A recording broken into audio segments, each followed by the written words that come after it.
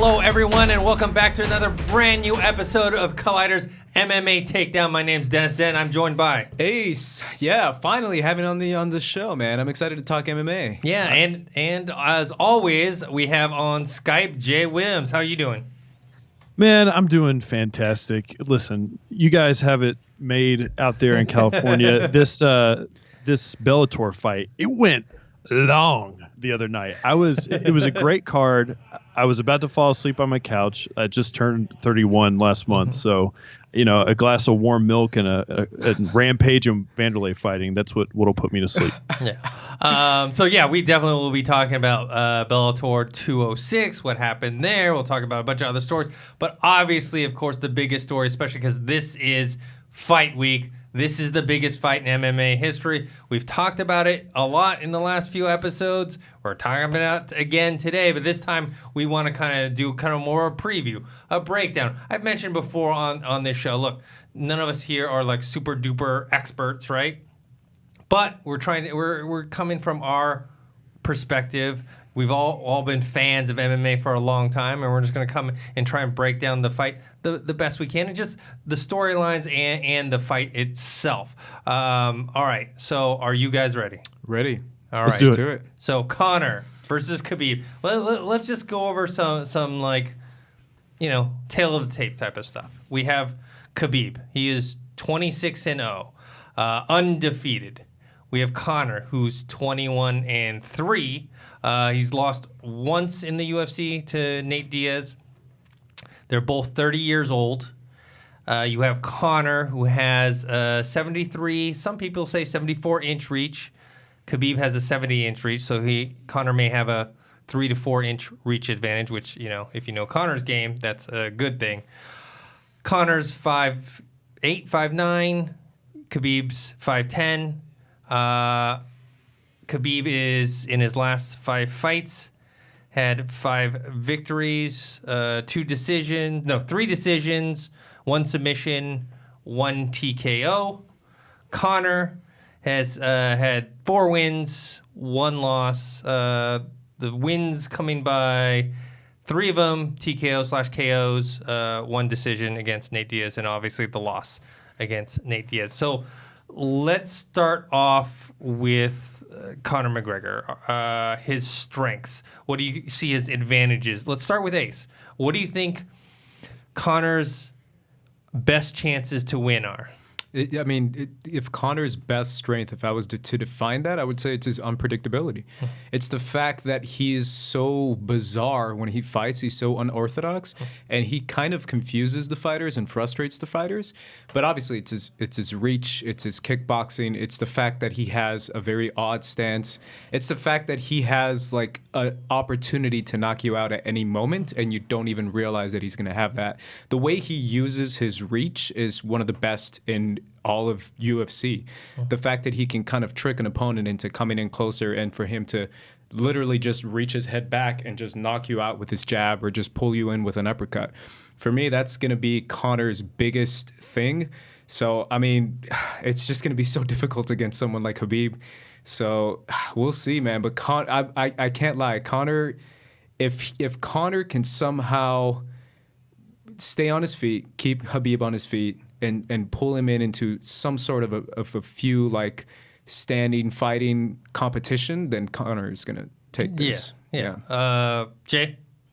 Yeah, I agree with pretty much everything Ace just said. The only thing that I'll add to that, beyond just his striking, his unorthodox nature, he always has really interesting stances, and depending on whoever he's fighting against, he might tweak that here or there. He'll switch from a standard fighting stance to a southpaw stance just to throw people off. But I think just his quickness in general, the ability to move in and out of the pocket, is always an advantage depending on who he's going to fight. And I think if we look at the Eddie Alvarez fight, Eddie Alvarez, he was a smaller opponent than Conor, of course, but Eddie Alvarez is a fantastic wrestler, maybe not to the same level as Khabib, but just keeping that distance in this fight, that's what I'm going to watch for. I think obviously Conor wants to knock Khabib out. He wants to put a ton of damage on him standing up, and every single round is going to start on the feet. But one of the things that I'm worried about with Conor, and I don't know if we're going to get into weaknesses, but it's Well, he does take a lot of shots, so I am a little bit worried about him coming in and out too much. I think we might see him a little bit more calculated in this fight, maybe not just completely swinging for the fences, but yeah, just to add the quickness to his game. That's a huge benefit that I'm excited to see in this fight. Yeah, for me, similar to you guys, I think Conor's biggest advantage is that he's kind of a master at range. So he knows where his opponent is, how far it is for him to strike, how far it is for them to strike. That's why I mentioned the reach advantage is big, because you look at when he fought someone that had I forgot what the difference was in reach with Nate Diaz, but it was like either Nate had the advantage or it was equal or something like that. He had a much tougher time with him. Sure. Where you have Eddie Alvarez had shorter reach. Khabib, even though Khabib is taller, he has a reach disadvantage. I was watching Dan Hardy, and he was explaining how Conor was setting traps for Eddie, baiting him to come in by kind of pretending his range was at a certain point and being able to kind of dart in and hit him, and even avoiding Eddie's punches by just half an inch. They would almost graze. Like Conor really plays with that range. I mean, you saw even with his 13-second knockout of Aldo, he got hit. It was just the problem was he got. Problem for Aldo was that Aldo hit him after he had already been hit. And so it's one of those things where Conor was quicker and more accurate, and he just got there first, So he's playing that kind of half an inch millimeter game where he figures out the range and then he plays around with his opponents. Yes. My only thing is everything we're saying right now about Conor so far, if I'm going to be honest, is all kind of goes down the drain when you realize that Khabib does not give a crap, and he's just going to shoot for a takedown, shoot for a takedown, shoot for a takedown. So when it comes to striker versus striker, Conor is going to beat almost anyone. However, Khabib is one of the best wrestlers I've ever seen in UFC. Yeah. So I don't know, man. Is this fight even going to stay on the feet? Because for me, it's just Khabib is literally touch gloves, go for the takedown. It's like Conor doesn't have a chance unless he can have an amazing takedown defense and somehow frustrate Khabib with that takedown defense into making him stand up for a little bit of time. But other than that, it's going to be tough. It's going to be tough for him to fight the best wrestler he's ever faced. Yeah. We definitely know Khabib's strength, and they're not in striking. No. They're in his wrestling, his grappling, he shoots for that one leg, the single leg a lot. But I think not just shooting for it is that he has a relentless nature about him, because if you actually look at his takedown percentage, it's actually very low. But that's not because he can't wrestle, it's because he shoots, and if he doesn't get it, he'll move on to something else, or he'll chain his techniques together. Like he'll shoot for the single, and then he'll try and take them down. If not, he'll try to do like a body lock. He does body locks with inside and outside leg trips. He does a lot of things, and he'll chain them together. And if something's not working, then he'll go to something else. And so he doesn't stop. That's the thing. That's the thing about it. Doesn't matter if Conor, let's say, defends one takedown. It doesn't matter if he defends the second he has to defend all of them, or catch Khabib standing, or make him fear him enough where he doesn't come in. And I think that's the biggest tell is when Conor lands that first punch. It doesn't have to be a knockout blow, but just let's say something decent on the face of Khabib.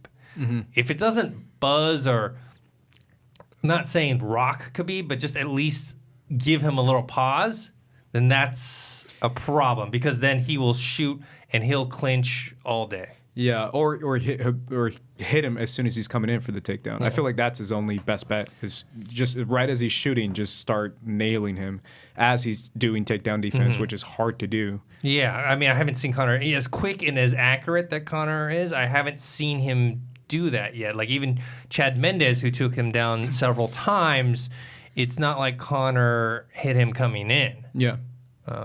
Jay, what do you think about Khabib and his strengths and how he's going to get it done against Conor?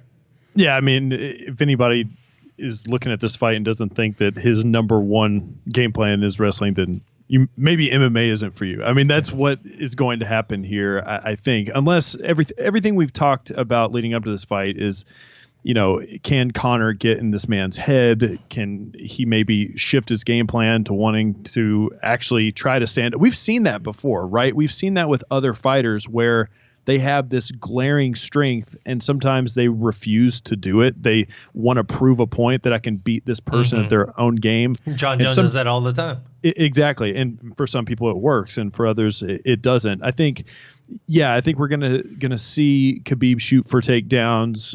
I think if it does go to the ground, if this fight doesn't end with Conor McGregor knocking Khabib out, and Khabib is just going to wrestle him and impose his will, it'll be for 5 rounds, right? Unless he can do something to, just all out beat the piss out of him, which I don't know if that might happen. I'm really anxious to see the positioning, the octagon control in this fight. If Conor McGregor decides to have his back to the cage to where maybe shooting for a takedown might not necessarily go straight to the ground, it could be up in a clinch. That could potentially be a good game plan. The only problem with that is if it does get taken down to the ground from there, there's really no way out. But we know also with Conor that he is fantastic with his timing. That's why he won the Aldo fight, and he's won so many other fights that way. I'd be anxious to see if maybe he hasn't been preparing to counter some of those takedowns with knees or kicks or just shots coming in. I think that's going to be something that will be interesting to look out for. Yeah, the kicks thing is interesting because, yes, Conor's mostly known as, for his fists and his hands, but he actually is a very good leg kicker or kicker in general. He kicks, he does those spinning back kicks. He got Chad Mendes several times right in the stomach and took some of the wind out of him, because I'm wondering if he can utilize that against someone like Khabib, who may grab his leg and take him down. That was one of the things that they said against Barboza, was that Barboza, he's a striker who's more known for his kicks, and that Khabib kept moving forward on him, and that therefore he was able to kind of nullify Barboza's kicks. Now, Conor, on the other hand, he does have great kicks, but he's known more for his hand. So it's interesting when Conor throws his first kick, what Khabib is going to do. Yeah. I mean, I think he's going to take every advantage he has to take him down. I think that's his only and every game plan. As much as people want to say, like, oh, Conor is going to get inside his brain and make him stay on his feet, I just don't see that. Khabib is like the most disciplined fighter in forever in MMA. He's so disciplined. I mean, he reminds me of like a George St. Pierre type discipline, where George knows his game plan. He's like, I'm going to take this guy down, ground and pound, the end, decision, victory, whatever it's going to be. Just ground and pound the entire fight. But I mean, that's why it's the true wrestler versus striker battle that we have going on this Saturday. So I'm super pumped, and obviously I have my predictions and I have my favorites too. Yeah. But we'll see what happens. Yeah, with Khabib, look, his striking has improved since he's come into the UFC, because he used to kind of wildly flail about. He's still kind of like his punches are still very looping. Yeah. He does kind of like these jumping, flying knees. He should not be doing any of that when he's fighting Conor. Because he's not going to. He's going to get KO'd if he's, unless it's like later in the fourth round, Conor's like exhausted or whatever, and then at that point Khabib can do whatever he wants. But like against a fresh McGregor, he's not going to be trying to do any kind of crazy striking with him. Yeah, I mean, we just saw the Darren Till and Tyron Woodley fight, man. I'm telling you, like, a true power wrestler will just destroy you. He will just pull you to the ground and just pull his body weight on you and ground and pound. So it's going to be a tougher game for Conor, because there is a lot of points in takedowns. There's a lot of octagon control, like Jay was saying, when it comes to taking people down and controlling and grappling, versus in striking, it's much more of a timing game and it's much more of a patience game. Yeah. What do you think, Jay? Yeah, I mean, I agree. It's just an interesting fight, right? There's so many different aspects. I think the thing that I'm interested in from Conor, if it does go to the ground, what his game plan is there. I mean, if it goes to the ground, it's going to be a long fight. It could go all 5 rounds for sure. But I think we don't know enough about Conor McGregor's jiu-jitsu to know if he poses any sort of threat there. I mean, we've heard stories, we've seen him on the ground before, but I think it might even be better for him to try to stall the fight at that point and get him to stand the fight back up. I don't know what his defense is going to be like, and I've heard a lot of people talking about, Khabib's his striking's improved. His striking's not that great. Come on, it's very wild. I mean, it's improved since he. I mean, if you watch his first fight, who did he fight in the first? His first fight in the UFC, it was just, it wasn't good. Yeah. Was not good. Charles, I think that's who he fought in his first fight. He's just kind of winging, throwing punches, and I don't know if you guys watched his fight with Gleison Tibau. I haven't watched that fight. That fight, that was the first and only fight Khabib never took someone down, and in that fight, there was a lot of circumstances that Gleison Tibau was like humongous. He looked huge compared to Khabib.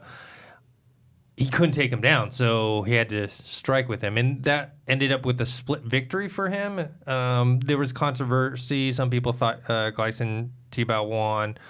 I actually still scored it for Khabib because I did think he did a little more. He was more aggressive, and I think he landed a little more. But still, at that point, because he couldn't take him down, he was just kind of flailing about. So he shouldn't be doing that. One thing is obviously Khabib, one of his weaknesses is striking. We don't think he's going to stand up with Conor. One thing though, which is interesting that Conor said that I'm not really so sure about. He keeps telling people he's like, he's got a glass jaw. I don't know. I think we don't have any evidence either way. I don't think we've seen Khabib get hit very hard and take it and go like, wow, he's got an iron chin. And neither have we seen him get hit and go, oh man, he's rocked and buzzed. Yeah, there's not enough of a sample size for us to make a statement like that. I don't think there's enough of a sample size considering that most of his fights are him dominating on the ground. So we don't really see too much of a stand-up fight with Khabib. So yeah, I don't know. But again, if he can make him stand, then sure, compared to Conor, you're gonna have a glass jaw, because Conor is based more on timing and precision than sheer power, for example. Yeah, and I remember, people point to the Michael Johnson fight, and I rewatched that one, and it seemed like, Johnson hit him once or twice cleanly, but Khabib didn't, I don't know, he wasn't stumbling about, or, you know what I mean? Like, maybe if Johnson had hit a few more, and then we could see maybe either if Khabib had a chin or a glass jaw, as Conor says, but we just don't have enough, so we don't know. I mean, that's going to be one of the most telling things in the fight, right? When Conor hits flush on Khabib, how is Khabib going to feel? Because if he doesn't feel anything or just it's a little bothersome, that might be the end for Conor, because that means he will be able to move forward and just shoot and clinch and do whatever he wants. Because I mean, we'll talk about this later about the Bellator and Mousasi Rory McDonald fight. But once your opponent doesn't fear your power striking, I mean, they kind of can do what they want. I don't know. What do you think about this whole glass jaw thing, Jay? Yeah, I don't know. Sometimes people have like insider information where they hear something from training and they take it over, and it seems like Conor McGregor has spies all over the world that are telling him stuff like this. I have no idea, but it could also just be something to get inside of his head where he's like, oh, you want to prove, or I want to prove that I don't have a glass jaw, so I'll stand and trade. But that's actually a great point, Dennis, that you brought up, because it reminds me of when he fought Nate Diaz for the first time. When Conor fought Nate Diaz, his punches didn't affect him at all. So Nate Diaz could just come forward with his striking prowess. He could completely do his little pity pat punches on him, and it completely took the wind out of him. Obviously his stand up, Khabib's stand up, it's not it's not his strength, and it's not something that he wants to do in this fight. But you know, we've seen him go the distance with people in the past. We've seen him knock people out. We've seen him submit people. He definitely has more, at least in my opinion, more in the toolbox to get the job done in this fight. It's just the fact that Conor McGregor is a very technical striker, and he is a power puncher. And sometimes those things and the abilities that we have seen, it proposes a much more difficult challenge. So that's what makes this fight so great. Yeah, I think for the Diaz fight, I know a lot of people keep mentioning that. I mean, that was at a 170 though, right? Yeah. I really do feel like that makes an enormous difference. I mean, considering that you're fighting a Diaz who's much more accustomed to a 170 versus Conor jumping up to a 170. I feel like the fact that this fight is much more in Conor's range where he can actually use some of his striking power, I think that'll make a difference as well. But then again, Khabib almost died trying to make weight, like, what was it, 2 or 3 years ago? Yeah. So, I mean, a weight cut we saw with Darren Till, that makes a massive difference. I'm a big, like, as someone who's trained horrifically, I know how it feels to basically run like 5 miles and not having eaten for like a day or two. It feels like someone's ripping your brain out of your skull. So cutting weight is like one of the biggest things in fight culture and MMA culture that I feel like a lot of people don't talk about, or a lot of people do talk about, but it's so important, because that can really, on fight day, you're like already like, I'm ready to go down no matter how strong you are. If you had a bad weight cut, you're gonna lose. Yeah, I mean, honestly, I watched Conor's interview for his own YouTube channel. He looked big. He looked big. He looked big. But he mentioned weight cutting as like an issue. Like he's like this is something that should be.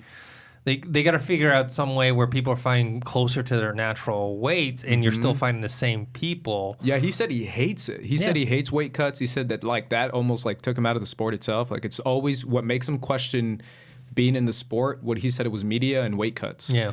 And weight cuts will destroy you. And if Conor has like a bad weight cut too, because we know he's been fighting at bigger weights now, then that's another issue as well. But I think they'll both be good. To be clear, I think they're both will have a good weight cut. Yeah, I mean, Khabib, I think, had some weight cutting issues before. Yeah. But supposedly he got a nutritionist, and now it's all better. But he's I think, a naturally heavier person than Conor. So supposedly his weight cut will be even tougher. But you don't see it lacking in his cardio when he fights. Conor, you've seen it in 170, and you saw it when in fighting Mayweather.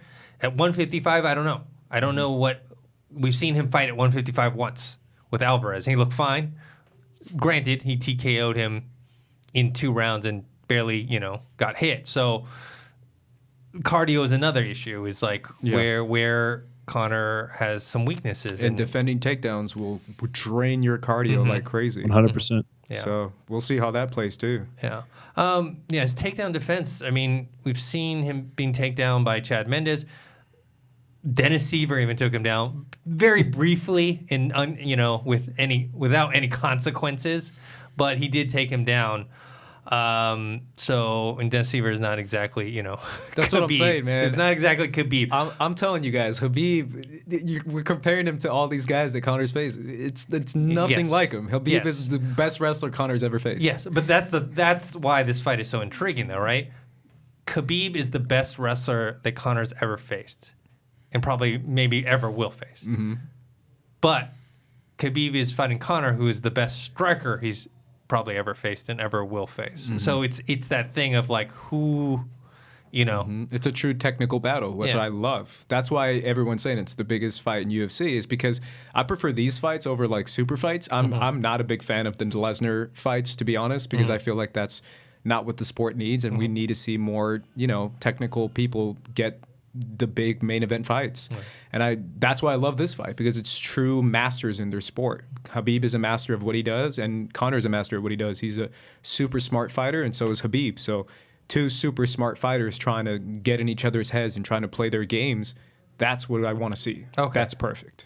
All right. So before we move on to the co-main event and talk about Ferguson versus Pettis, give your prediction of who's going to win, Submission, TKO, KO, decision, what round, and how you think maybe things will play out. Jay? How dare you? You're going to make me go first? Yeah.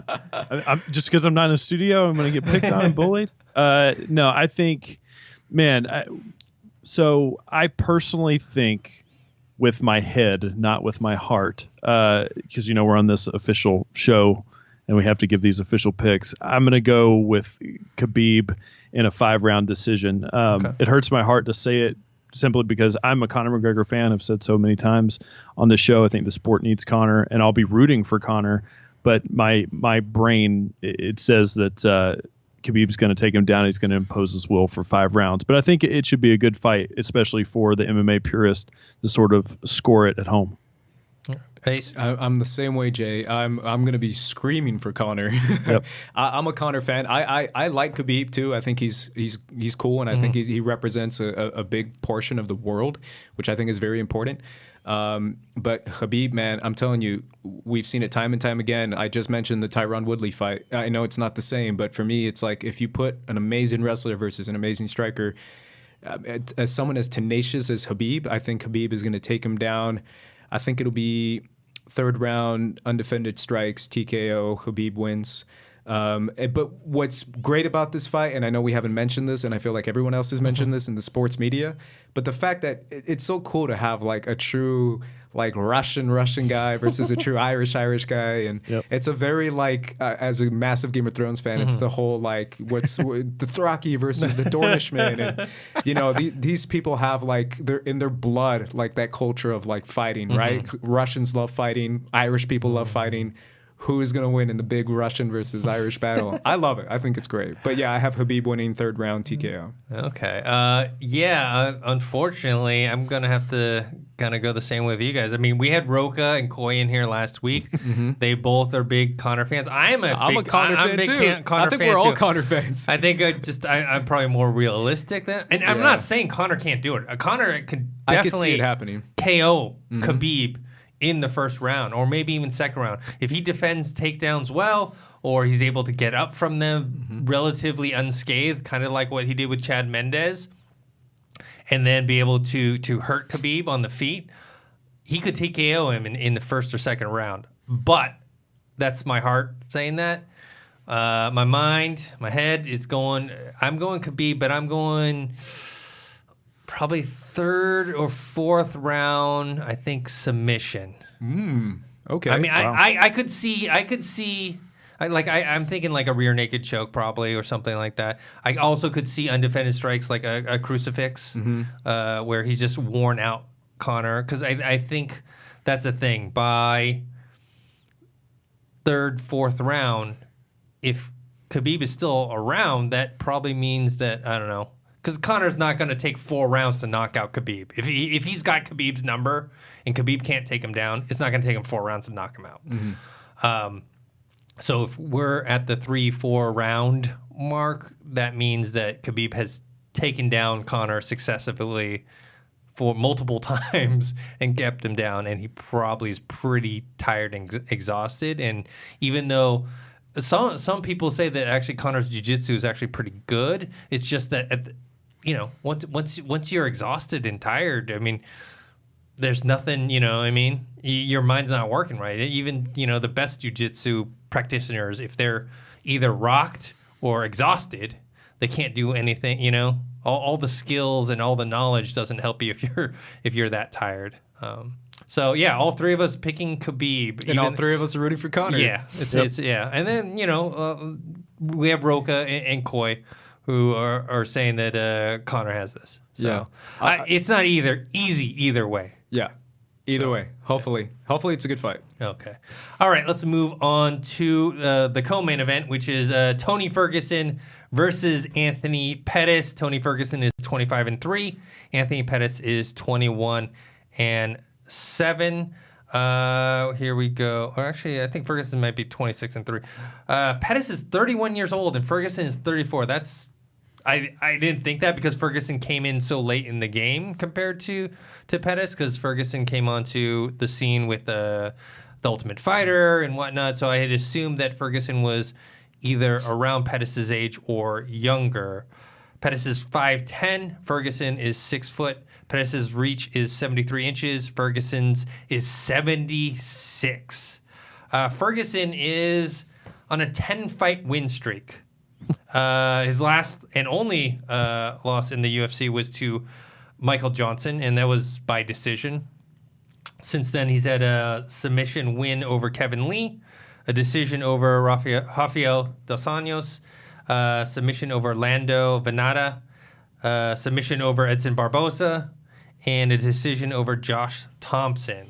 Pettis has kind of had more uneven last 5 fights. He's coming off a win, a submission over Michael Chiesa, but he also lost in that rib injury to Dustin Poirier. I think they called it a submission loss, but I think it was more like a cannot continue type of thing. He has a win over Jim Miller, a decision win, and then he has a TKO loss to Max Holloway, and then a win by submission over Charles Oliveira. Where do you guys think Tony Ferguson has the advantages? Where do you guys think Pettis has the advantages? Ace? Ferguson grappling by a lot, grappling and wrestling. I feel like that's what Ferguson's been relying on over these past few fights. I think Ferguson is strong as hell. I think a lot of people underestimate his strength. We were talking earlier about how big he is. He's a big dude, but he cuts weight like a mother. Like, that guy cuts weight. Like, it's crazy how he can jump weight so much, but he's just one of the most disciplined weight cutters I've seen in the MMA world right now, and he's just really freakishly strong. Pettis, obviously, his striking is what kind of made him famous. But then again, like you mentioned, Dennis, he's been up and down these last few fights. Because I remember when he won his championship, and then he was kind of like on a roll, and then he started losing a few fights. Yeah, I don't know. This is an interesting fight. I like this fight. Two Latinos going at it. Two guys who have a different style, but I see Ferguson pulling out this victory. I think he's just more. He's got a variety of skills versus Pettis is a little bit more one-dimensional. Yeah. Jay?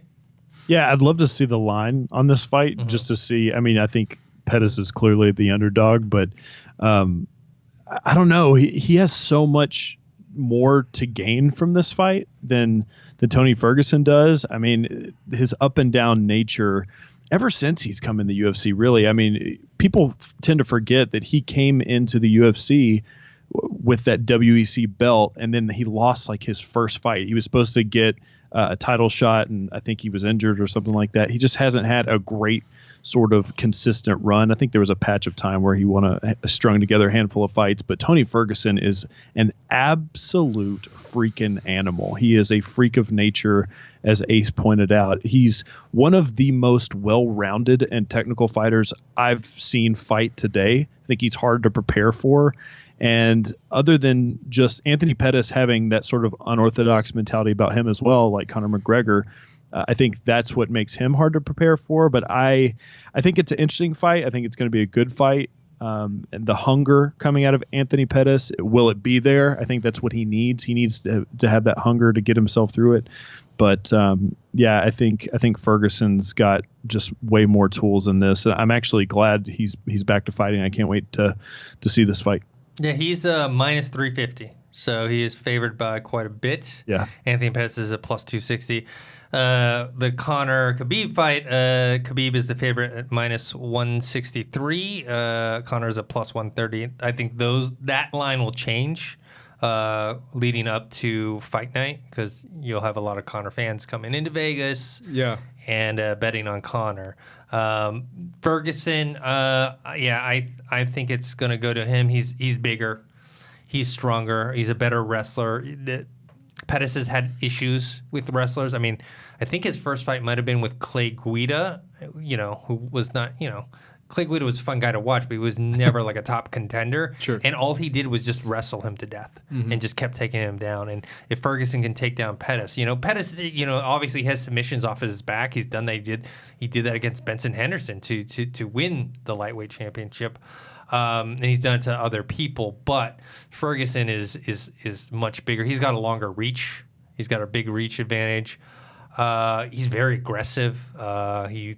He utilizes a lot of like step-in elbows, spinning elbows. I would say weaknesses though for Ferguson. He is slower than Pettis. Pettis will be the faster guy in there. I just don't know if Pettis' strikes will affect Ferguson because Ferguson has a pretty good chin on him. I've seen him take a lot of punches. I mean, that's kind of I guess a strength and a weakness. So he's got a good chin because he's taking a lot of punches, like pretty strong punches, and taking them well. But he does leave himself open quite a bit. He gets punched quite a bit. And in that Barboza fight, like I saw him get clocked several times. The good thing for him is it didn't seem to affect him. So I'm going to go with Ferguson. I think he's just bigger and stronger, and with that longer reach and that wrestling background, I think it's going to be hard. It's the things that Pettis has like weaknesses on. Yeah. So yeah, I think we all agree. We picked Ferguson for this one. So yeah, so we all have Khabib and we all have Ferguson. Though I think this one's a little more clear cut in terms of like, okay, I'm pretty confident that Ferguson will win. I'm not confident Khabib will win. I pick Khabib, but I want to say like a 65%. You know, that's like okay. Like, what would you guys put your odds on? Back to the Khabib Conor. We're all picking Khabib, but what's your percentage of that happening? Of him winning? I got 65% chance it's Khabib. It's not and it might even drop as low as 60. That's really tough. I haven't thought about that, Dennis. How dare you spring this question on me? I think I would probably say I don't know, maybe like 40% confident that Khabib will win. So you're 60% that Conor will win? yeah. It's got to be higher than 50%. I'm 40% sure. 40% of my mind is sure. The other 60% just has no idea. Has a draw. Okay. Yeah, pretty much. Gotcha. Ace, answer the question, but then I have another question. I would say maybe like 70. I would 70, put like 70% that Khabib will win. So you're a little higher, more confident. I am. I've seen it too many times, man. I've seen this game of like striker versus wrestler, ground and pound, take him down, body on weight, grappling, decision victory, boring fight. Everyone's going to be like, boring fight. Or, we've seen those. Obviously, I don't think this is going to be a boring fight. I think it could possibly be. It could be.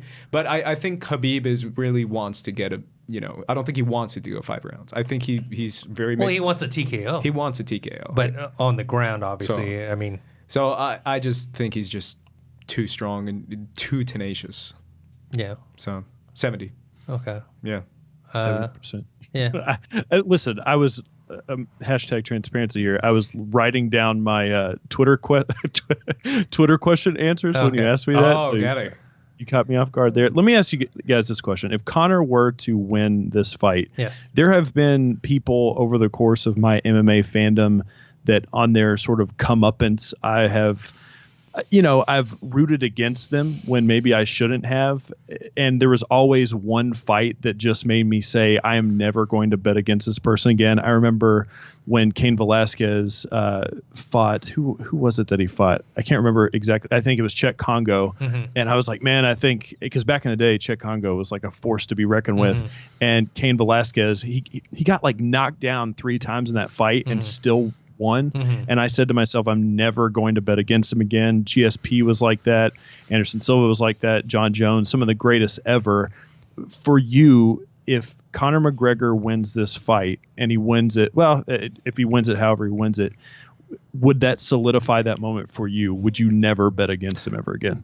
Honestly, I would say it would not solidify it because I actually, we'll get to this later in the Twitter questions. I actually think there's one more person out there. If he beats Khabib, let's say he cleanly beats Khabib, there's one other person out there that will give him trouble. Okay. I love this question, Jay. I think that's a great question because Conor is so unpredictable, even in his decisions, right? Because we don't know if, like, even if he does beat Khabib, are we confident that he can beat anyone else or that he's going to keep winning? I would say, yeah, I think it would kind of solidify it, considering that, I mean, his only UFC loss is at 170. I mean, if this guy stays in this weight class and if he dominates this weight class that much, then yeah, I would say yes. I need more sample size. Yeah. He's only fought. I mean, no, honestly, let's say he beats Khabib. That's only 2 fights, 2 fantastic fights at 155. That's true. But he has not really. I mean, most of his fights were at 145. 145, yeah. I mean, leading up to winning that championship, he fought like all the time, and he beat pretty much everyone there. So you can't say that in that division that True. he was True. wasn't the clear guy. Yeah. I'm just a Conor fan, man. Yeah. I just want to keep him. I want to see him keep winning. Are there other fighters? Who are some other fighters that you've had that where you've turned that corner and been like, man, I can't bet against Well, I this mean, person you anymore? mentioned them, man. GSP is definitely one of them. And John Jones is probably another one. After that Tarantil fight, who's gonna beat Tyron? I'm sorry, man, Yeah, but that's true. Who? That Tyron Woodley looked like a monster. He just destroyed him. I was like, dude, I don't know who's gonna beat this guy because he's so strong that he'll take you down. And even if you want to test him on his feet, his power is just no one can beat his power and his punching power. So yeah. maybe Woodley, yeah. Woodley, I mean, I'm trying. Yeah, John Jones, because we hadn't seen John Jones get hit before. That it was one of those kind of like how we have with Khabib, right? Where like we don't know what Khabib's chin's like. For a while, John Jones was that too. We're like, we don't. He got hit pretty flush a couple times in the Machida fight before he submitted him. But then, really, when he fought Alexander Gustafsson, was when it was like, was a okay, good he's fight. taking some shots here. And still, so he's definitely not. He does not have a glass jaw. So it's weird because he was losing that fight. He was a round and a half away from losing that fight, but he turned things around. So I don't know. Yeah, him. John Jones, man. I'm telling you, I was telling you earlier. I got a lot of opinions on John Jones. Yeah, we'll be talking about him. So let's move on. There's some other fights on this card. You guys want to chime in or anything? We got OSPs fighting Dominic Reyes. We have Derek Lewis with a quick turnaround because him and Francis Ngannou didn't do shit the last time they fought, so he's perfectly fine. He's fighting Alexander Volkov. Volkov's on a 6-fight win streak. He KO'd Verdum. He KO'd Struve. So, Derek Lewis, also a heavy hitter there. Flyweight, we have female flyweights, Michelle Waterson versus Felice Herrig. The Sean O'Malley fight, it's not there anymore. Sean O'Malley posted on Instagram that I don't know if you guys know, but USADA has, and the UFC had like a new rule where if people get popped, they don't announce it right away because they want to do the investigation first, because then you have situations like this John Jones thing, which we'll talk about later, where John Jones is, they said, okay, after a while we figured out that, at least in John Jones and his manager's viewpoint, that he did nothing wrong and that they were just unfairly caught for this thing. And so everyone, when they get announced, is like, got caught for something, immediately everyone thinks they're cheating or whatnot. And so USADA and I think UFC have agreed that they're going to keep those kind of announcements secret until kind of due process. So this happened with Sean O'Malley, and Sean O'Malley himself decided to announce it on Instagram. So it wasn't USADA or the UFC. He could have kept it quiet himself, but he announced why he isn't going to be on this Saturday's card. So... Yeah. What do you think, Jay? What other fight stands out to you? Yeah, the OSP fight and Dominic Reyes, I think that's interesting just because it's weird. OSP has had an interesting trajectory in the UFC. I mean, he fought John Jones in that sort of comeback fight, and he ended up losing the next couple fights, but they were against opponents who are making their way up in the division. Ozdemir, Jimmy Manawa, and whatnot. And I'm glad that he's won a few fights. I guess he lost. I must have missed this fight that he lost against somebody's name that I can't pronounce. I apologize. But he's always an interesting fighter to watch. I think he's, I don't know, he can be fun. The Derek Lewis fight, I just hope that it can be better than anything is better than that Derek Lewis Francis Ngannou fight. Yeah. The undercard, the Gray Maynard Nick Lentz fight, it makes me sad. Like Gray Maynard, part of one of the greatest lightweight trilogies to ever exist, and now he's the second, at least listed as the second fight on the card. So they don't handle their some of their veterans very well in the UFC. Yeah, no, once they fall. That's gnarly. Yeah, I haven't heard that name in forever. Yeah, I mean, the strawweight fight should be interesting too. Michelle Waterson. Oh, it's a strawweight. Yeah. I think I said flyweight. Yeah, I think you did. Yeah, Michelle. I've seen a few of her fights. Michelle Waterson. I like her. I think she's fun. She's fun to watch. So I'm rooting for her. It's funny because it's two girls in their 30s. I think they're 31 and 34. Yeah, I think that'll be a fun fight. I'm really into the women's division. I think they kill it. I think they've been delivering lately. They have, man. It's just so much fun to watch them now. It's crazy to think that years ago, I remember when that was like an issue and bringing that to the UFC and stuff. But now it's like every time there's like a girl fighting, I'm like, oh, I want to see this. Because they kill it, man. They go all out. So, yeah, I think that'll be an interesting fight for me. Yeah. But the Derek Lewis one, I'm good. I'm the kind of guy who's like, cut the fight. Like, I don't even want to see it. That's how offended I was by that last fight. Yeah, that was definitely a stinker.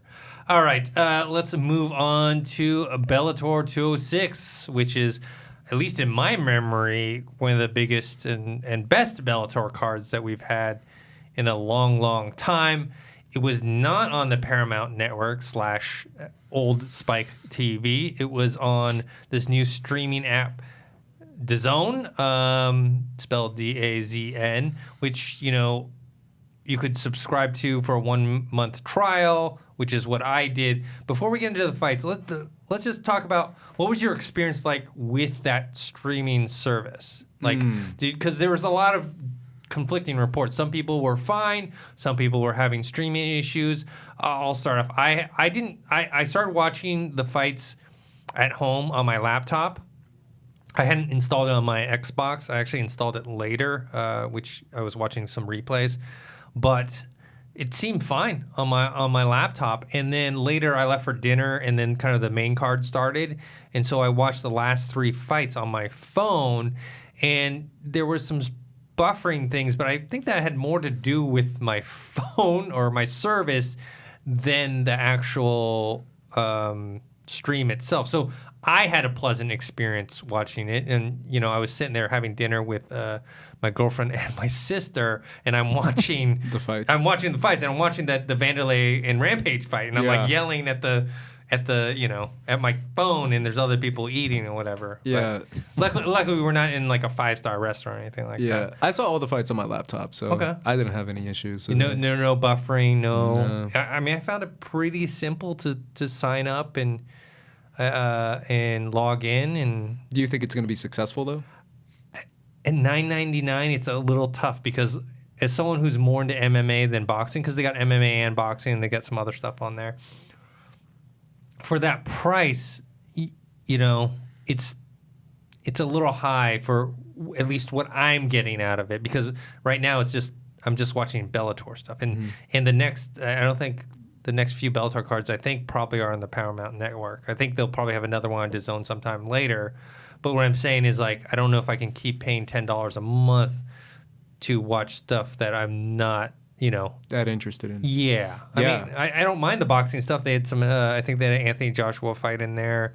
They had an Amir Khan fight in there, and I watched some of the replays in there. And I'll keep it for the next few weeks and see if I want to continue on with it. But I don't know. I just don't know if there's enough MMA stuff in there. Jay, what was your experience with the streaming service? Yeah, I downloaded it on my Apple TV, and I didn't have any issues. I thought the stream was pretty fantastic. I thought the coverage was fantastic. I like. It's been a little bit since I've watched a Bellator fight, but they've got a great crew. Chael Sonnen's there. Mike Goldberg is there. You got Big John McCarthy. What's his name? I'm forgetting his name. The guy that's Jay Glazer's there, and the other guy that does Mauro Ranallo. I think Mauro Ranallo is a fun commentator. As a service, it's tough, man. Listen, I study this stuff. I studied media studies in college, so all this streaming stuff that's going on right now, I find absolutely fascinating. We're about to move into an era where you're about to compete with the likes of, you're already competing with Amazon, It's going to be Apple, Disney, all these streaming services. I don't think DAZN is going to be a player in this thing.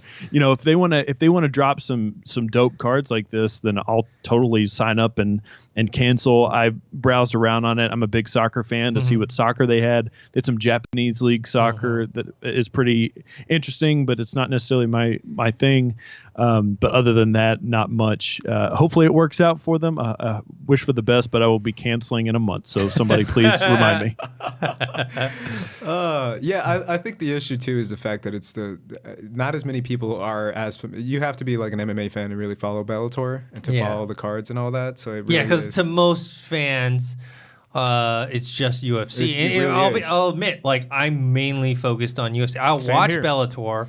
But usually it's not going to be, honestly, every single card. It'll be the cards that I'm interested in. I told my buddy about the fights, and he was like, oh, Rory is in Bellator now? Like, even like, he's a UFC fan, and he's like, oh, when did he go to Bellator? Like, you found out that certain fighters are in Bellator now. Because some people don't know. Some people just follow the UFC, and if they don't see them anymore, they're like, oh, I don't know where they went. I mean, that's, with the UFC, they've got to the point where they're like... I always use that analogy with Kleenex, right? It's a tissue, but people call it Kleenex. Anything. It doesn't matter what brand it is. When you search for something, you say Google. I'm going to Google that, even though it may not be on Google or whatever. And UFC has kind of used that. Is used in the same way for MMA. It is. Like when I tell my girlfriend what I'm going to watch, I'm just going to watch UFC. And so if she sees like Bellator on my screen, she still thinks it's UFC, right? So that's the issue that Bellator has. It's a branding issue. On DAZN, it's just one of those things where it's like I had a pleasant experience with it, but they need more. Sure. What'd you guys think of Big John narrating the fight? I think he's fine. Yeah, I mean, I think it's funny, man. Yeah. I just think it's funny seeing him like going from like reffing these fights and calling these fights, and now he's actually calling the fights. Yeah. I mean that was the reason why, not because he's in Bellator, but he had started calling fights for a different organization. I don't know how many years ago, and I guess there's a rule you can't ref and commentate at the same time. So that's why you saw him absent from UFC for a while, and you saw kind of Herb Dean step up and become the biggest. And he was there on Saturday, right? I think I saw Herb. Yeah, he did a fight. Yeah.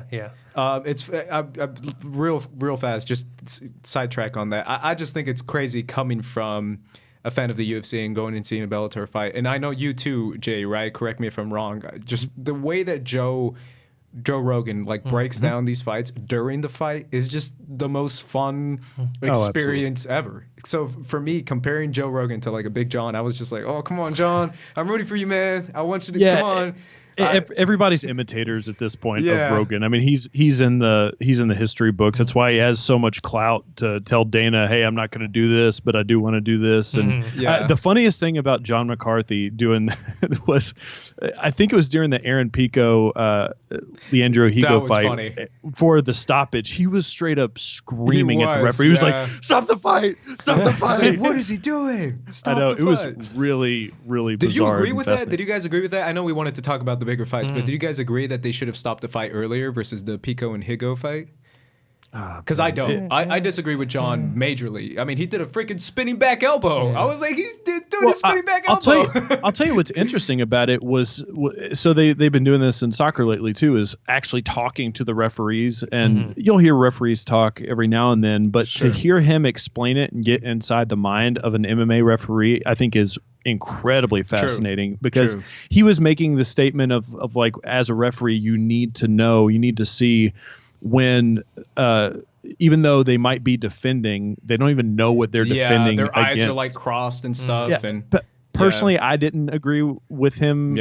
If they would have stopped it right then, I would have disagreed with it. I think a lot of people would have, but just to hear his perspective was interesting. Well, my thing is, like, I've seen so many fights in the UFC, and how many fights, man? I mean, as MMA fighting fans, we felt like, stopped a little too soon, a little too soon. We always want the finality, where you're like definite for sure one that completely TKO'd 100%. Like, how many fights has Big John stopped early? Probably a few.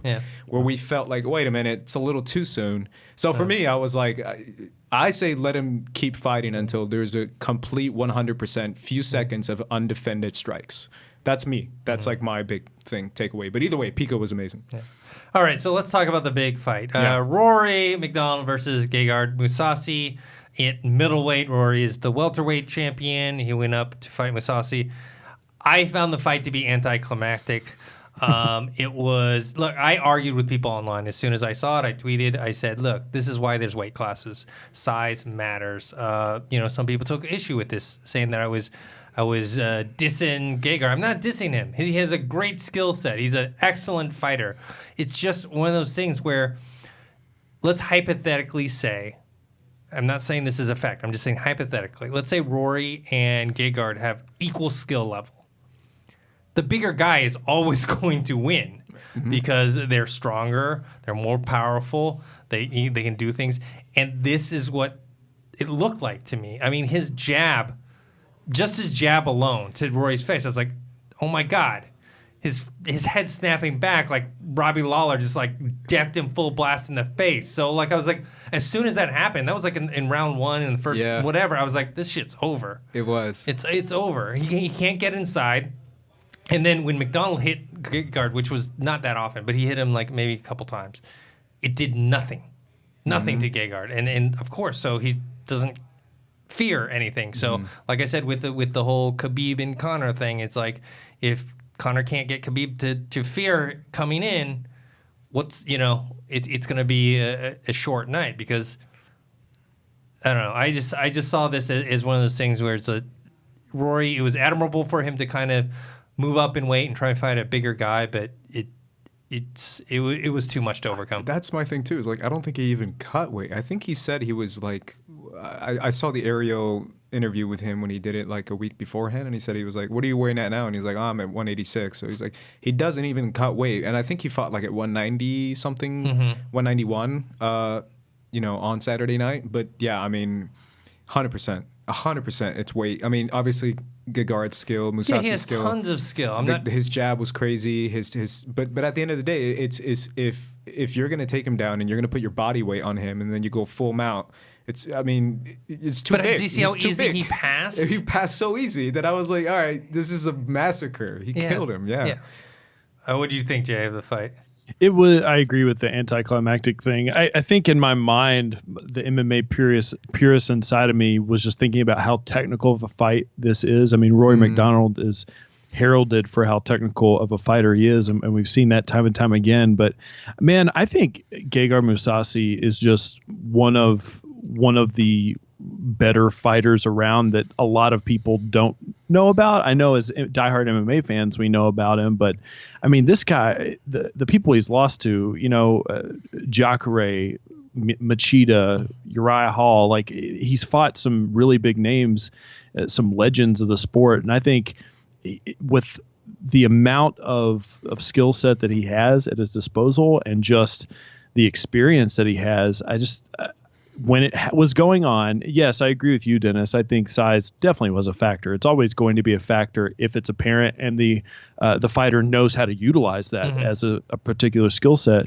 But I think just overall, it was two technical fighters, but Mousasi was more technical of a fighter. That jab was so devastating. I mean, it was insane. And I mean, he made Rory McDonald look like a white belt on the ground. It was ridiculous. My jaw was on the floor watching it. And I don't know. I was so hungry for that fight coming off of the Vanderlei Rampage fight too. So no, seeing Rory's hair just go whoosh whoosh, flipping back and forth as his head was just snapping all the way back. I was laughing because I just thought I was like, holy shit, this is really, really good jab by Mousasi. Do you guys think though that because I heard this argument before, do you think he's a better 185 champ than the UFC champion right now? Is he the best 185er? That's tough to say. They always, because they were saying Rory was the best welterweight because he has a win over Tyron Woodley. I think if Tyron Woodley and Rory fought today, I think Tyron would win. So I can't say that. He looked great. And remember, he used to be the light heavyweight Strikeforce champion. You know what I mean? He used to fight in that weight class, and then he moved down. So he's just a naturally bigger guy. So, and he easily won that belt. So it's hard to say. It's not like Bellator, they have good middleweights. They just don't have that. I mean, think about who's in the UFC at middleweight right now. You're talking about like Luke Rockhold, Chris Weidman, Jacare Souza, Yoel Romero. Yeah, those are big Robert dudes. Whittaker. Robert Whittaker, the champion. You know Those what I mean? guys are huge. Like he has a win over Weidman, right? Musasi. He has a win over Weidman, and then he has a loss to Jacare.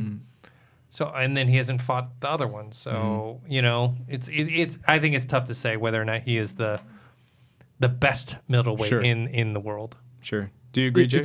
It's a great question, and I mean it's a fun question because it reminds me of the whole, obviously Pride UFC stuff back when they were really competing against each other, but even the Strikeforce stuff back when Strikeforce clearly had some of the better heavyweights than the UFC did at the time before the UFC bought Strikeforce. But I definitely think that Gegard Mousasi is one of the fighters that the UFC let slip through their fingers. I mean, I think they would rather have him than not have it. I mean, he was on a crazy win streak. I mean, yeah, I think they would rather have him and Rory in their roster. But it's a good thing with Bellator as competition, and that way that if someone else, there's two people competing for someone's services, their pay is just going to go up. So I think that, it's all about money. Yeah, because when it's a monopoly, then someone like UFC can dictate anything. They'd be like, "Oh, you're paying, you're gonna fight on this card." So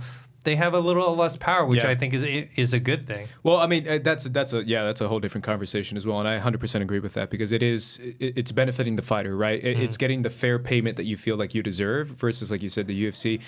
And the UFC has had their moments where they've been kind of underpaying a few fighters. I've been very vocal about that on Twitter, about saying, even calling out like a Dana White and saying, yo, this is like crazy how much you're underpaying like these championship level fights, especially with the women's division. So it's great that a Bellator can be like, hey, why don't you come over here? We'll pay you more. Just as simple as that. We'll pay you more, and we feel like you deserve more money. Yeah. So and they get the sponsor stuff too. Yes. The sponsor stuff is massive over in Bellator. Yeah, that UFC, and none of the fighters are happy with the Reebok thing. Maybe the upper echelon who get a bigger cut of the Reebok thing, but that thing's not getting renewed. I don't know who they're gonna go with next. All right, so Rory, he's going to fight John Fitch next because he's still in that Grand Prix tournament, which I still don't understand. He has the welterweight belt, but he's competing in the tournament to fight himself. Like I don't know. I thought the purpose of the tournament is to determine a number one contender, and or if it's a vacated belt, and then they need to have a tournament. But he's participating. He's fighting John Fitch next, which I was listening to Luke Thomas, and he was saying, rightfully so, that for him, Rory he's taken a lot of damage for such a young career. The Robbie Lawler fights, this fight. It's good to fight someone like John Fitch, who's not, he's not a bruiser, right? He's a take you to the ground type of guy. He's not going to, he's not going to hurt Rory in that type of way. Sure. It's still a tough fight. It is. John Fitch is a handful. I mean, obviously more so when he was in the UFC. I think he got popped for steroids at some point. But them explaining the tournament was fascinating. I guess the title. So for those that don't know and didn't get to see Bellator, they explained that every single fight is going to be 5 rounds in the tournament because it wouldn't be fair, because Rory's belt is going to be on the line in every single fight that he fights, that it wouldn't be fair if he was doing 5-round fights and everybody else wasn't. So the thing that I'm confused with, or that might just be interesting and fun, if he loses the belt on that side of the bracket, then every fighter that's on that side is going to get a chance. Well, if they win and proceed on, but the people on the left side are kind of screwed. I just don't know. I mean, it's fun, but at the same time, it's a little weird. And we still have not finished this heavyweight tournament for Bellator. Speaking of heavyweights, we got to see kind of a blast from the past. Rampage Jackson versus Vanderlei 4. This is the 4th time they've fought. Rampage wins by TKO in round number 2. I'll be honest with you guys. I thought this was going to end in the first round. I thought Rampage was going to KO him. Vanderlei, I mean, they both at heavyweight just don't, you know what I mean? They don't look in the greatest of shape, you know? Rampage at his prime, he was fighting at light heavyweight. He was, I think Vanderlei was at his prime at middleweight. You know, I mean, he did fight at light heavyweight, but I always felt he was stronger at middleweight. Yeah, it was entertaining though. Yeah, it was much better than that Tito Ortiz Stephan Bonner. I mean, that thing was horrendous. Yeah, that fight, like they were just like two winded guys. Like I don't know. Where this one was entertaining. I was losing my mind. Just the whole buildup of this fight and just the fight itself. I was losing it on Twitter too. I kept tweeting about like I really didn't think I would see such old people. Like it's one thing if you're like 39, 38, where you're like, he's old. You're like, but these guys are like mid 40s, like ancient fighters that I've been watching for years when I was like a kid. So I kind of lost my. You could even see like balding gray little hairs that Vanderlei had. Like no offense to him, but I was like, man, dude, this is a true like old person, Rocky out of his prime, taking in like an old fight just because he's like, you know what, let's do it. I'm an old man, but I'm gonna fight. And the fact that they could fight at heavyweight because they don't have to worry about the weight is like the biggest thing, right? The weight cut is like, that's impossible if you're that old. Yeah. So someone like a Vanderlei or a Rampage Jackson doesn't have to worry about like having a massive weight cut.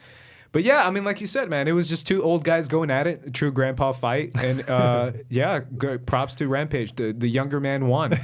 So it was fun. It was fun to see them going off for a few, because there was a few moments where they were just going at it, just going off. So what's your take on this, Jay? Yeah, it's weird just because it's Bellator. Well, not just Bellator. I guess Scott Coker and that whole side of things have been known for doing these types of fights, and some people might call them like freak show fights or circus fights. But this isn't this isn't Kimbo, you know, rest in peace, against Dada 5000. No. It's not, you know, whoever, what's his name? Jose Canseco, didn't he fight in an MMA fight? Yeah, he did. So it's not those fights, but it's just because these two guys are so old.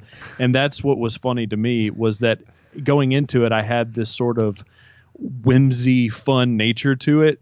But then I realized that these are two mixed martial artists fighting. So when I see them going for like the Thai plum and throwing knees, I'm just like, man, it's super strange.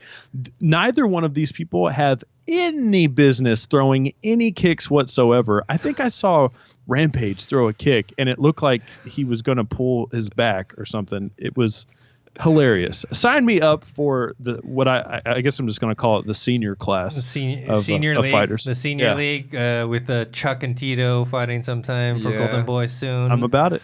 It's wild, man. Yeah, I was crazy. entertained.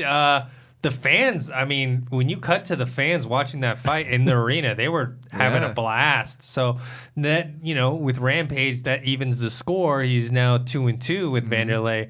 Even after the fight, you know how they have beef. They kind of, you know, squash their beef. And Vanderlei's like, let's go for number 5. Yeah. And Rampage's like, sure, you know. They're making money, right? That's all it is, man. It really is. When you're a guy and you're like 42 years old or something, and you're a great fighter, and someone says, hey, you want to fight so-and-so for so much money? You're like, sure. Why not? It's money. I don't really have to do a weight cut. I have to get in, obviously I have to get in shape, but other than that, yeah. At least they're fighting people of their era. Sure. And they're not, look, it's not like Vanderlei's coming back and fighting Daniel Cormier or something. You know what I mean? Like, that's not what's happening. He's fighting someone that is of his era and of his age, and, you know, both are not in their prime anymore. So, and that's kind of the same with the Chuck and Tito thing. They're both, it's not like either one of them are fighting, you know, someone that's actually a contender right now. Sure. Yeah, and it's always a fun reminder to realize that, you know, these professional fighters can still, even at like a million years old, can still kill you. Yeah. They still have skills, and they're still super knowledgeable strikers who know timing. I'm sure Vanderlei at age 70 will be able to still kill me, you know? Yeah.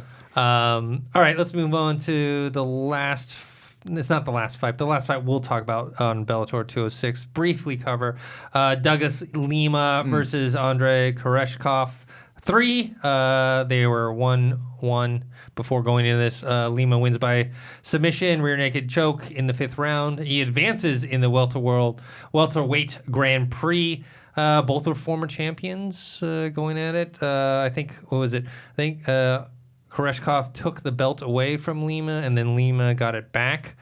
Lima's going to face the winner of Paul Daly versus MVP. What'd you guys think of this fight? I thought it was kind of a little bit of a lackluster fight to start off the Grand Prix. A round 5 submission. That's like I don't know. They might as well just let it go to the judges. The scorecard going into it, I think, or going into the last round, I think I was probably giving into Lima more. It was just unfortunate because I think of all of the fights, it was probably the one that I was the least excited, not the least excited about watching going into it, but while it was going on, I mean, it was just coming off of that Aaron Pico knockout, which was fantastic, and it was just a little bit of a bummer. I wish they would have started off the tournament with some more fireworks in terms of names, I guess, not to discredit either of these guys. Yeah, I mean, I thought Lima looked good. I mean, obviously, a lot of the fight was more of a technical aspect, more of a grappling match. But anytime you can get a finish, good for him. So yeah, I mean, and the fact that didn't Rory beat Lima last year or something? Yeah, I think so. So there's that too. So maybe that's why they brought it in. Yeah. Anderson Silva disagrees with you, Jay. His 5th round submission of Chael Sonnen was not boring. That was no. I love a good technical jiu-jitsu match, and that was like one of the craziest things I've ever seen happen. But a lot of love for Anderson Silva. Yeah. All right, let's move on to our next topic. UFC 230, November 3rd, Madison Square Garden. Every year they bring it with a good card. This time the card's still great. You have Nate Diaz, Dustin Poirier. You have Yoel Romero. Oh, no, not Yoel Romero. They were trying to get Yoel Romero and Alexander Gustafsson for an interim light heavyweight belt, but that didn't happen. You have Luke Rockhold versus Chris Weidman 2. Jacare Souza versus David Branch. Derek Brunson versus Israel Adesanya. So it's a great card. They just don't have a main event. You can go to the UFC.com. Unless they announced it sometime during our recording of this podcast, right now there's a to-be-determined picture on the UFC card as the main event. So I don't know what's going on. You have Nate Diaz and Dustin Poirier going back and forth saying they're fighting for the 165 belt. They're just like joking around, and Dana White's getting all mad at them. And it's just one of those things where there just doesn't seem to be, I don't know, any front runner right now for it. People were talking about the John Jones and who else, maybe Gustafsson, but they said John Jones is not going to fight. So I don't know. What do you guys, Ace, what do you think of this whole situation? I have no idea. I was telling you earlier, like, what were the last title defenses that we saw? I mean, we just saw Mighty Mouse lose his belt. We just saw Tyron Woodley defend it. Man, this is a tough one. I'm not sure because we're having these fights this weekend, and we're having the 155-pound division and the 145-pound division. So, man, it's a tough one. It's a tough one for sure. So that has to be a good card too. I mean, it is already a good card, like you said before, but the fact that it is Madison Square Garden, I mean, they have to do something pretty significant. I don't know if Jay has any great ideas of. Oh my God, we actually had this Twitter question. I believe it was like on the first episode we did of Takedown, and I didn't have an idea then, and I still don't have one now. Other than you would have thought by now they would have booked I know, it, right? right? That was like we debuted like a month ago. So I think, I mean, maybe they're playing coy about the John Jones and Gustafsson fight, but I think I've seen rumors of Woodley and Covington, and I also Woodley's hurt. Yeah, his hand needs surgery. I heard that too, but on paper, that's the one that would make the most sense, right? Because Woodley took little to no damage in his fight. Colby Covington wanted more time, and I don't know. I mean, other than those two, which seem to be ruled out, I literally don't think unless there's just something that I'm not thinking. Unless you do like if you could get Rose versus like Jessica Andrade Yeah. or something like that, because right now Rampage, Wanderlei 5. Nope. yeah, Tyrone just fought. Whitaker is going to fight Kevin Gastelum. Khabib is fighting Conor. Holloway, he's he had the whole medical thing, right? He's not gonna Unless be you do an fighting. interim, like if you want to do an interim, Brian Ortega versus somebody else. But Ooh, I don't mind that one. yeah, you got T.J. Dillashaw, who he fought Cody. I mean, he could try and fight. I don't know. They just don't seem to have anything there. Cyborg's fighting Amanda Nunes. Yeah. So I want to see Ortega fight again. Yeah. I mean, I was really looking forward to Me too. that Holloway Ortega fight. yes, and the fact that we didn't get that was such a bummer because I was ready for that fight. So I mean, maybe if we can see something with him, I want to see him fight. I don't mind seeing a Rose fight again. I think Rose is a great champion, so anytime she gets to fight, I think is still a fun draw. What does Robert Whitaker have going on? We mentioned his name a little while ago, but I don't. He's fighting Kevin Gastelum. I mean, they did tough, and about so that. that's at the end. That's right. They did do that. So, I mean, almost everyone is booked or has some reason why they're not fighting. All right, let's move on to the next topic. We've got Jon Jones back. We talked about it last time. There's been, some more drama with him in the sense of, so after he, got back, it was stated that he's going to be reinstated in October. I forgot what the date was, like October 15th or something like that. It's like, I thought it was October 12th, but I might be wrong. yeah, that might be it. But it's a 15-month suspension that's retroactive. Oh. It's like time served, right?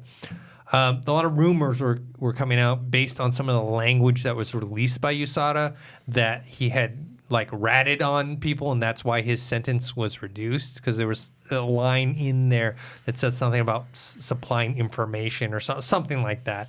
He's vehemently denied it. His agent or his manager, I forgot his name, has been Malky Kawa. His agent has been going on a bunch of talk shows denying it and saying it's not true. Also, Jon Jones and Daniel Cormier back at it again. Basically, you remember Daniel Cormier had said, "Oh well, if Jon Jones is reinstated, no big deal."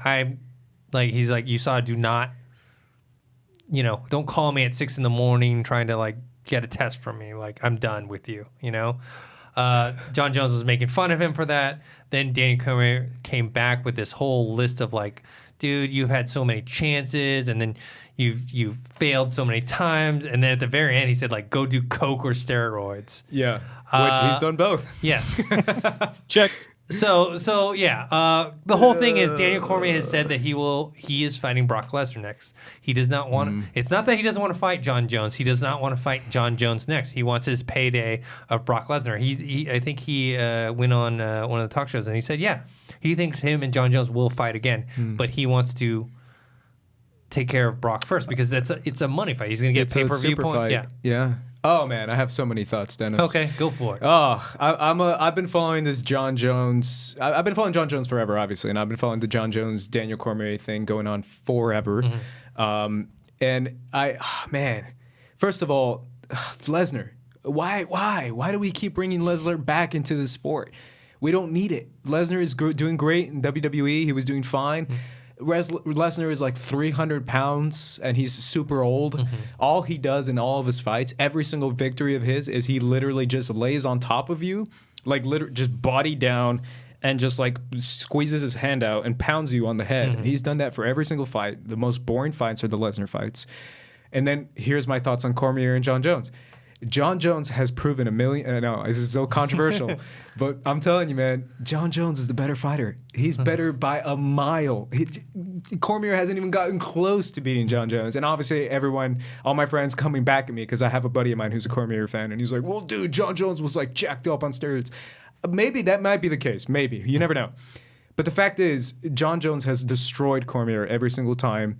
Cormier at 205, just to me personally, hasn't proven what Jon Jones has proven at 205. Cormier struggles to make weight. These past two fights, he struggled to make 205. The past two times he's made 205, which to me proves that this isn't the right weight division for him.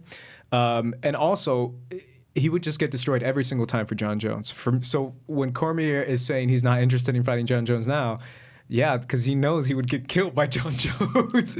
Those are just my thoughts. I just really feel like John Jones is the superior athlete, superior striker, superior wrestler, one of the best fighters in UFC history, pound for pound. It's such craziness that has happened with his decision making, which is just, it really is like what is that called? 30 for 30 type stories. Like that should be like what ESPN does next, the John Jones story. Because again, I've been following it, and the fact that like from like cocaine to like the hit and run of a pregnant woman, the fact that it's like you failed a test of steroids, now go back and learn your lesson. He's crying in the media. He comes back and he pees in a cup again, and it's back with steroids. And you're like, dude, really? You just cried on stage because you got caught again. And it's crazy, man. John Jones is a mess, but at the end of the day, John Jones is an incredible fighter. So I don't know. I just, who knows what's going on with him, like ratting on his teammates and stuff. I did see the language, and I did read the article and the USADA release that they released from it, and it really does sound like he provided something of information, but who knows, man. I just know that Cormier is I don't know how he's going to defend that 205 title belt after he just won the heavyweight belt. So. Yeah. Jay, what's your take on this? I actually agree with a lot of what Ace said. I mean, to take a quote from my beloved Brendan Schaub, I think Daniel Cormier is the best 205 fighter not named John Jones. And juice, no juice, whatever. You can test him for apple juice. It didn't matter.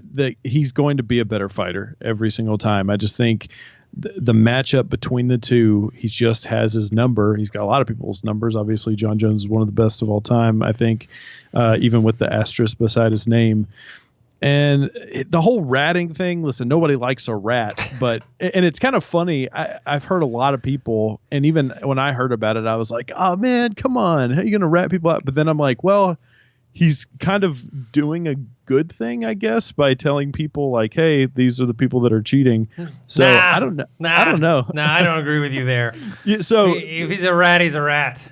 Right. Nobody likes a rat. And I don't like a rat either. I mean, The Departed is one of my all-time favorite movies. It's about rats. And it's just a weird thing, though, because it's something, I think, in his mind, at least, he's doing something that's good by exposing all these people. I guess that's the bigger question, right? And the deeper discussion we could have on this, probably on another episode, is like, do you want to know the people who are cheating and aren't cheating, quote unquote, or do you want these people to be unearthed and thrown out and banned and all this other stuff? I don't want them banned. I do think that there should be some sort of system in place that, look, with the whole PED thing, look, we know people are going to do it. Some people are going to get away with it. The whole point is, I think you have to have some sort of system there that makes it so people don't want to do it and tries to prevent it. And look, you're not going to be 100% successful. You might not even be 50% successful.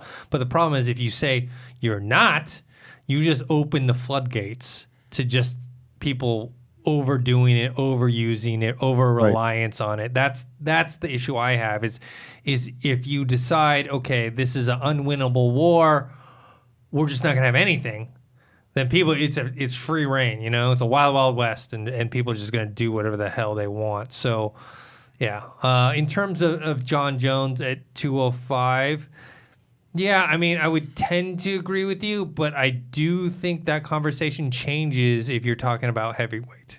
If you're talking about John Jones coming up, let's say Daniel Cormier beats Brock Lesnar, which almost everyone thinks he will. He beats him early next year. And as his last send-off fight, he fights John Jones at heavyweight. As a, yeah, that could be a thing. That's a better fight. Yeah. That's a better fight for Cormier for sure. Because I'm telling you, I told you, it's like, I don't think he's going to come back down to 205, man. I mean, the fact that he struggled so much to make that 205, I just don't see Cormier after winning the heavyweight. No way. There's no way he's going to come back down at 205. But he, like Jay said it, and I already said it, at 205, John Jones is probably the best. Probably the best ever. So Cormier has no business fighting John Jones at 205 But unless he at wants to get heavyweight, beaten. though, I mean, At heavyweight, that helps Cormier a lot. Yeah. It helps him a lot because he can focus on his striking. He can focus on beating John Jones at a much more. he KO'd the Yeah. heavyweight champion of the world, Yeah. Stipe Miocic. So Yeah, and I was watching that fight, and I still feel like he was losing that fight because I still feel like Stipe was just huge. He was way bigger, and he was just pulling him around. But yeah, he was just smarter, he was faster, and he was the better striker. So, and supposedly John Jones has gotten his striking up to where he's got one KO power, one hit KO power. We'll see in his next. I think he's going to fight Gustafsson next, and then after Cormier fights Lesnar, they will do Cormier versus Jones 3, which I hope will maybe be at heavyweight, which would draw a lot more interest. All right, guys. Well, let's get to your Twitter questions. How do you submit them? You can hashtag Collider MMA Takedown on Twitter. We'll pick out a few every week. We got a few of them for you today, so here we go. At Tau89, Conor's grappling versus Khabib striking. Who is better in their opponent's comfort zone, and how do you think either guy will maintain the range Conor or close the gap Khabib in order to play their games? Also, who does Ferguson match up with better? Yeah, I think personally, I would say Khabib is a better wrestler to Conor's striking, and the only reason I say that is because I think if he were the question is who's better at the other person's comfort zone. Okay. So is Khabib striking better than Conor's grappling, or is Conor's grappling better than Khabib's striking? Oh man, that's a weird question. Where do people think of this crap? No, I'm just kidding. I think that's weird. They basically want to see who's better at their weakest thing. Or what even like the question be worded like who's better at defending the wrestling versus defending the striking? I mean, I'm gonna go with Conor's grappling. Okay. I think it's better than Khabib's striking. But the problem is in the fight, it's not gonna help him that much. Do you know what I mean? Like, even though he's better than Khabib at strike, or his grappling is better than Khabib's striking, Khabib's grappling and wrestling is just too much. It'll be too overwhelming. Well, yeah, because for me, it's the difference between a ground game and wrestling, because there is a difference between the two, right? Because a ground game can mean Brazilian Jiu-Jitsu, can mean defending on your back, versus wrestlers not wanting to do that and not liking that. In that case, I would agree with you. I would say Conor is better on the ground than Khabib is better on his feet. However, in wrestling, I don't think Conor's wrestling is good at all. Well, he doesn't take people down. But I do feel like he's better on the ground than Khabib is on his feet. Yeah. Because I think his defense on the ground is a little bit better than... When he's not exhausted. Exactly. And versus Khabib's defense on his feet. Yeah, I'll probably go with you guys in that regard, but I think bottom line is we don't know enough about... I don't think we know enough about Conor's ground game. I mean, I know we've seen him on the ground before, but I don't think we've ever seen him. We've never seen him in an all-out grappling match, and we've definitely never seen him to the level that Khabib is going to put him in. So, I mean, I don't know what answers he's going to have there. And with Khabib's stand-up, I mean, I just don't think he wants to stand up with him. So and I guess one of those looping wild right hands could catch Conor and could sit him down, but I don't see that happening either. Yeah. Unless Conor is completely exhausted and beaten up off the ground, and then someone will go like Khabib's KO'd him. It's like after he's worn down, Yeah. Well, that's another thing too, and no one talks about this enough. I've heard people talk about it before, but as much of a Conor fan as I am, I think his biggest weakness is the fact he takes a lot of shots. Yes. If you go and look at his CompuStrike stuff throughout all of his fights, he puts his hands down a lot, and it's not even like one of those things where it's like, oh, hit me, I'm a tough guy. He just doesn't really defend him that well. He's got great movement, and I think that's what he utilizes the most. He utilizes his octagon control, his movement, but not necessarily like a lot of head movement. I mean, he can bob and weave and stuff, but I mean, even in like the Eddie Alvarez fight, he was taking a lot of shots. Chad Mendes fight, he was taking a lot of shots. So yeah, maybe one of those weird Dagestani right hands can catch him and it'll sit him down. I have no clue. All right, we've got the last part of that question. Who do you think Ferguson matches up with better? I'll start this one because I mentioned it before. We were talking about who should Conor fight next if he beats Khabib. I think it should be Ferguson. And I will say this, and because we mentioned will Conor be solidified in terms of never doubting him again? I actually think Ferguson would be a big problem for Conor. Because think about it. He is a longer, rangier fighter, and he's like a Nick Diaz. So his reach will be longer than Conor's. He's stronger than Nick Diaz. He's got a chin like Nick Diaz. You know what I mean? Or sorry, Nate Diaz. Nate, yeah. So like all these things are not good.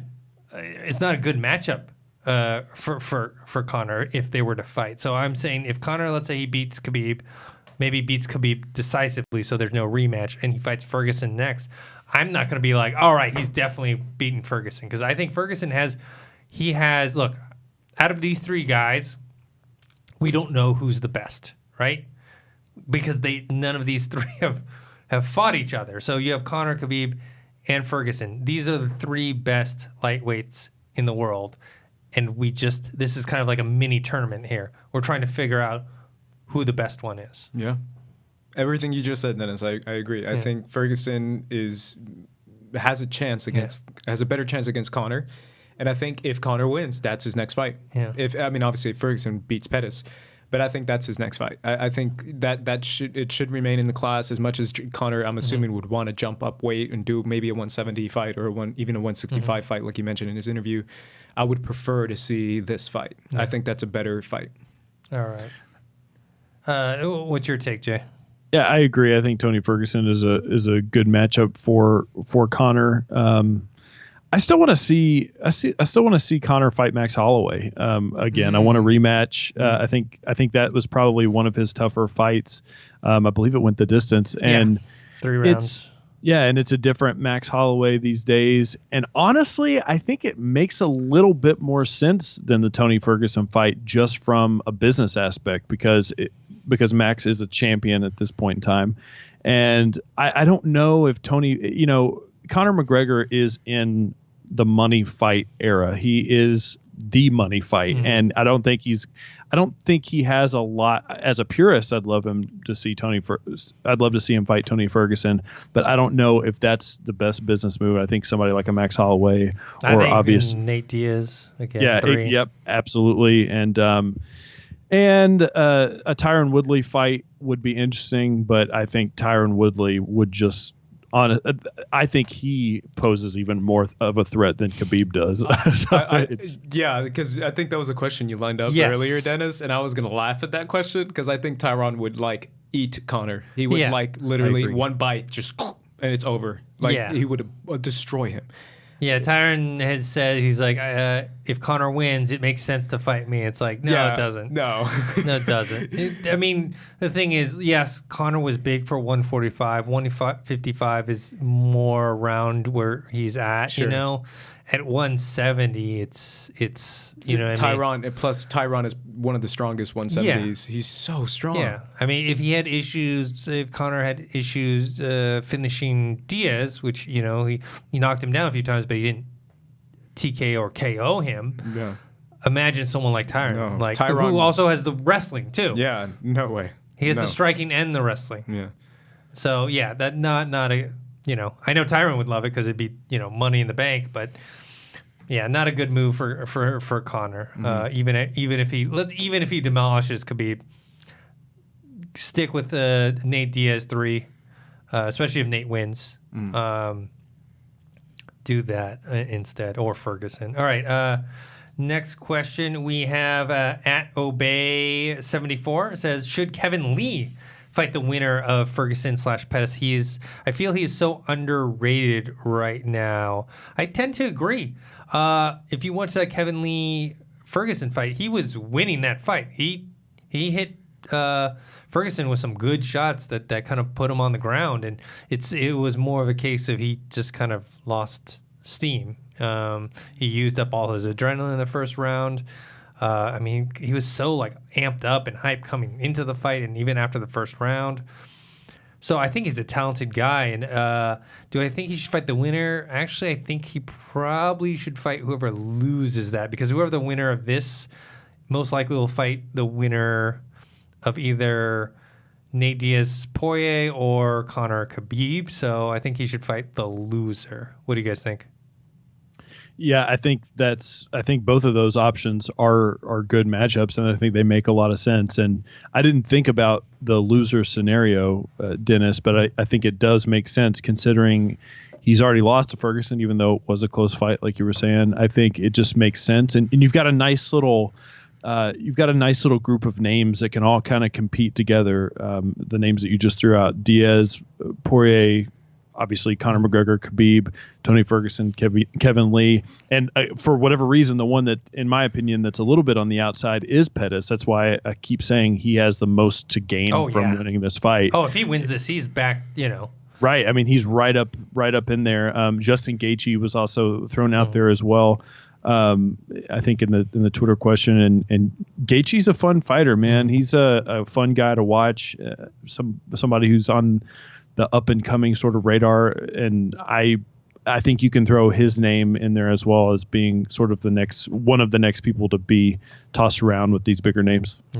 Yeah. I think what's holding Kevin Lee back is that one loss against Ferguson. That's probably the only thing. But yeah, I think Khabib is still a big name draw, man. I mean, he's got all of Russia behind him. He's got a ton of fans that still follow him everywhere he goes. So I still feel like even if he loses, there's still a bunch of Khabib fans who are going to be waiting for the next Khabib fight. So yeah, I'm assuming he loses, right? But even if Conor loses too, if Conor, he's already contracted for 2 more fights, so might as well take someone like a Kevin Lee. Yeah. All right, let's move on to the last question. At Mr. Meeseeks86 says, if you were a feature on Collider Sportsbook, which is another show we do here on the Collider Sports YouTube channel and podcast network, that's Josh McCouga and John Roca, what bets would you lay down on this fight? Let's see. I'm pulling up this card now, and so I'm a big fan. Do you guys bet on MMA ever? Have you ever bet on MMA? Nope. Okay. No, but I've been tempted Allegedly. many times. I've been tempted. I've bet on like football. Right. I've bet on other stuff before. Fights is a little tougher because the odds they give you aren't that great. Yeah, they're not. It's easy if you know what you're doing. It's easy to make some money, but you got to lay down some big money to make big money. Obviously, I'm looking at this card right now, and I think the best way, if you're ever going to bet on MMA, I think the best thing to do is to go for a parlay. And if you're not, if you don't know what a parlay bet is, it's where you bet 3 fights, and if all go your way, you can win a good chunk of money. And the way that I like to recommend it is look for 2, don't go crazy and just bet underdogs, but find 2 underdogs and then find a favorite. That would make the most sense. And I think Tony Ferguson, Anthony Pettis is a shoe-in for your favorite bet. I don't know what the odds are on some of these fights, but the Conor Khabib, like you said, Dennis, once the fight gets closer, if that swings over to Conor potentially being an underdog, I think that's a shoe-in as well. It'd swing to a favorite. I'm sorry, to being a favorite. I think that's a shoe-in for Khabib. And there's a few others on here. I think I don't know what the line is on the Volkov Lewis fight, but it's Volkov plus 140 for Derek Lewis. Volkov is minus 175. So Volkov is a favorite. And Derek Lewis is a great bet there, considering he's got knockout power. So there's your parlay right there. Yeah. The rule of gambling is not to bet on with your heart. Supposed to bet with your head. Also, you're not supposed to vary your bets. You're supposed to keep the same amount over, because you're supposed to bet over a long period of time. Also, you bet on value, not who you think is going to win. And to me, the value would be in Khabib after the line moves, leading up to the fight. Because then you have. That doesn't necessarily mean he's going to win, and that doesn't mean necessarily you're going to win, but it means that you have more value on your bet because the chances of you winning are actually better than the odds. So that's where I would put my money on. But yeah, I tend to stay away from MMA just because they just don't give you. It's not like football where I don't know. For some reason, like I'm much better at football betting than MMA. Yeah. I won the most money I've ever won off of gambling on an MMA fight. I put money down when Fabricio Verdum beat Fedor in Strikeforce. Wow, I just that's a good win. Yeah, I just had that feeling. So Nice. Sometimes it's that feeling, man. Yeah, I'm good. I was gonna put money on Cormier versus Stipe, and then I ran out of time. Like by the time I was like, oh fuck, the fight's about to like, just because I was like, people are really undervaluing Daniel Cormier right now. I was one of those people. I was like, I was like, Stipe is gonna kill him. Yeah, I didn't think that. I was like, this is, and they had him as the underdog, and I was like, man, I should have put some money on that one. So. Yeah. Ace is a wholesome boy. He doesn't gamble. That's actually very true, man. I am one of those people who do not gamble because I've got your back. Because I just don't want to lose, man. I would be too heartbroken. Yeah. I can't take rejection that well. I'm bad. Will you come with me and drive me home in Vegas? I will absolutely not do. No, I'm kidding. Yeah, I will do that. I probably would. Okay, I would. All right, guys, that's it for this episode. This is the one right before Conor versus Khabib, UFC 229. We're going to be watching here. Ace, you're coming here, right? Yeah, I'll be here. I think Roca and Coy and a bunch of other people. Jay, I'll be there. You'll be there. You'll be there in spirit because you're going to hop on with us right after the fight.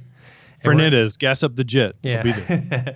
And we'll do a reaction right after the card because, I hope that we are excited and it's something like an exciting, you know what I mean? Like, yeah.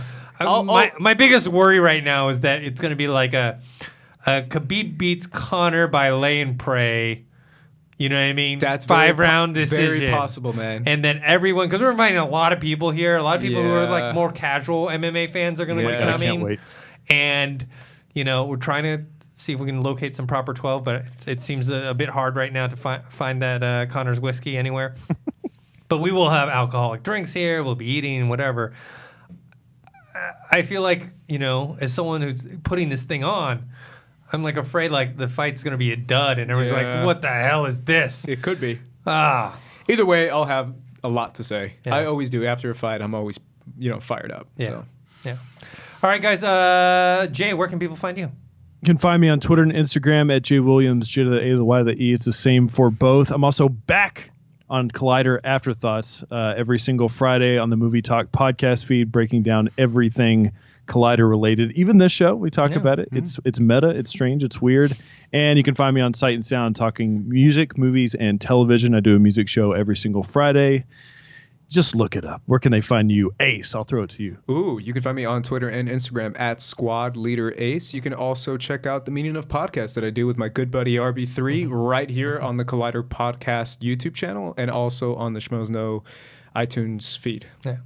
And you guys can find me on Twitter at ThinkHero or Instagram Dennis.tzng. Don't forget to subscribe to this YouTube channel, youtube.com/Collider Sports. Also subscribe if you are into podcasts, listen in your car or at home or whatnot. Listen, we have a Collider Sports podcast network that's just, this show's on there. The sports book that we talked about, Sports Time, which covers everything. A lot of NFL, NBA, NHL. Like we cover a lot of tons of things. Obviously, this is MMA Takedown. We're also there as well. So we will see you guys next time, which will be sooner than usual. We'll see you on Saturday after the big fight. All right, cool. All right, thanks, Jay. Awesome. No problem, man. Later, Ace. Hey, have a good one, Jay. Have a good one, man. All right, bye, man. Later. How long was that, man? Over an hour and a half. It was like, I was like, oh, damn, we're going to go long. Yeah. It's all good. Tends to. I'm pretty sure there's no one else left in the office. No. I was like, dang, it's 7 o'clock. Thanks for having me on, man. No problem. I'm Yeah. excited and having everyone come in here on Saturday. Yeah, I love MMA, so I'm